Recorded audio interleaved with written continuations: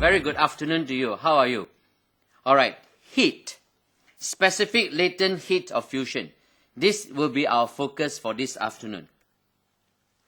Now you remember, you can learn anything in life. Alright, nothing is difficult. And in physics, you want to improve, let me give you the key. The key is in output revision. You have to answer questions, write down the answers, practice, rehearse. Alright, do not read reference books just and stop there. Alright, it would not help you that much. Doing is the part that will help you. So at the end of today's lesson, you will be able to solve numerical problems that involves specific latent heat of fusion.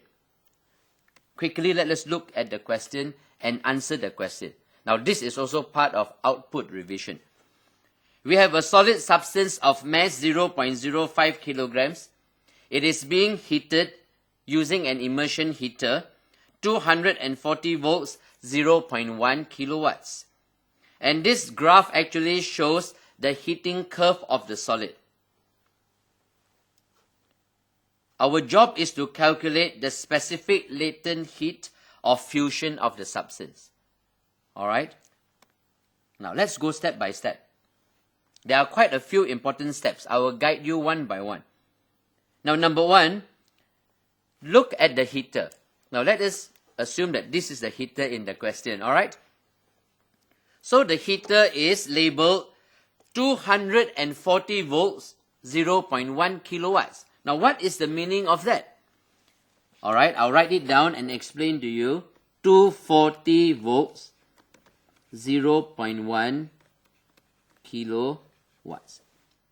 It simply means that if I plug this into 240 volts of the supply source, a potential difference of 240 volts, it will produce a power of 0.1 kilowatt in the heater.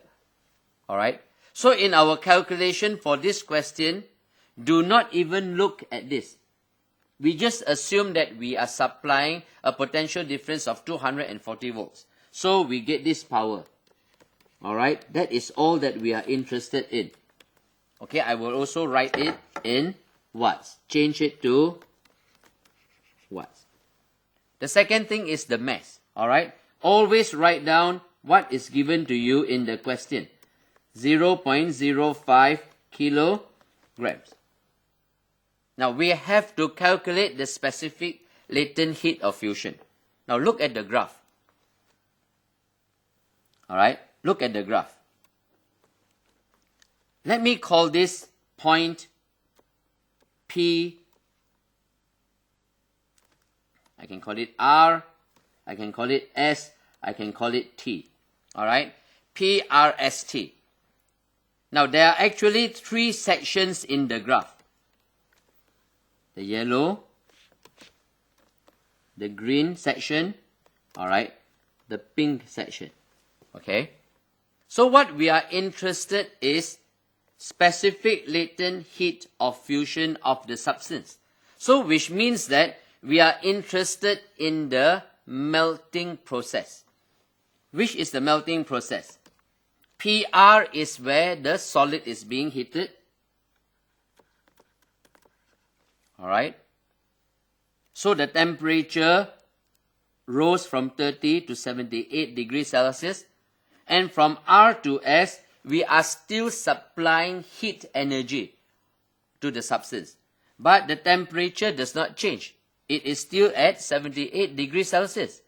So, RS actually is where melting takes place, the melting process, and this is solid plus liquid state. And from S to T, it is in liquid form. Alright? Clear? Now I am interested only from R to S. No temperature change. Alright, so the temperature is not in the equation. Now what about the time? What about the time factor? From 1 minute to 3.6 minutes. So what is the time taken? All right. Now, these are the values that are very important in the calculation. Now, before I do something about the values, remember the time taken for the melting process is 3.6 minus 1 minute. So, it is 2.6 minutes. Remember the value, 2.6 minutes. Alright, now I will need these values. I'll go to a new page. Alright, I'm going to do something that make you jealous. Alright, just have a look.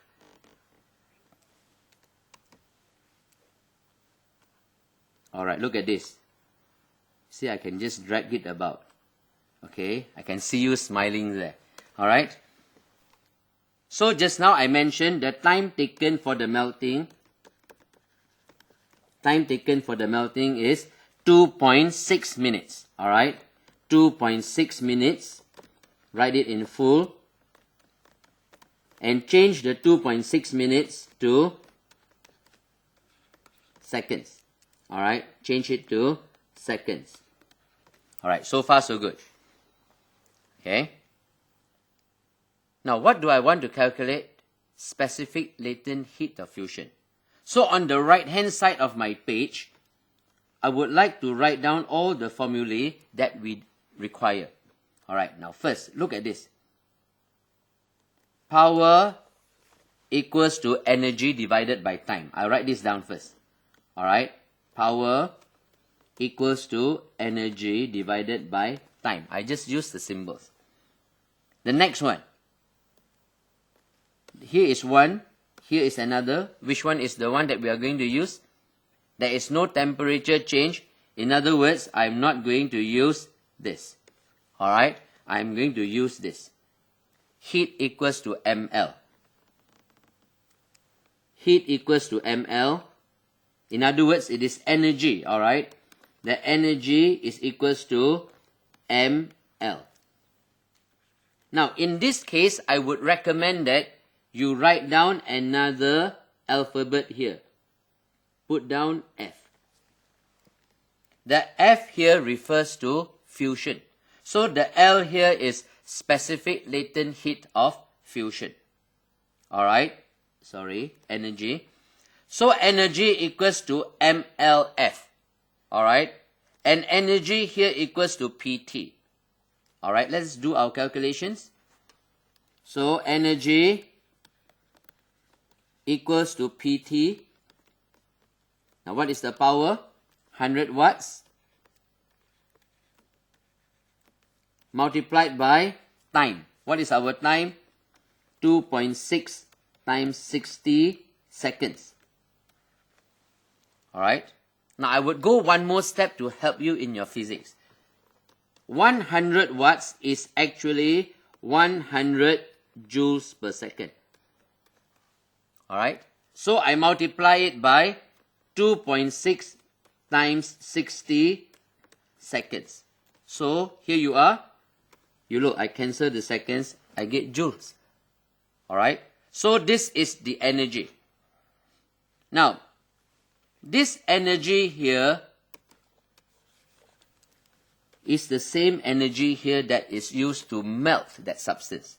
So I can equate this part here with mLF. Alright? So, now look at the two where I have highlighted. So I'm going to equate both the equations that I have highlighted in orange. So therefore, now I have mLF equals to 100 times 2.6 times 60 joules. Alright, it is getting clearer. I carry on. What do I want? I want LF. LF is specific latent heat of fusion of the substance. So, I get 100 multiplied by 2.6 times 60. I have joules. And I'm dividing it by M. What is M? 0.05 kg. Alright, wonderful. 0.05 kg. Hey, look at the units. Joule per kilogram. Alright, it's very important.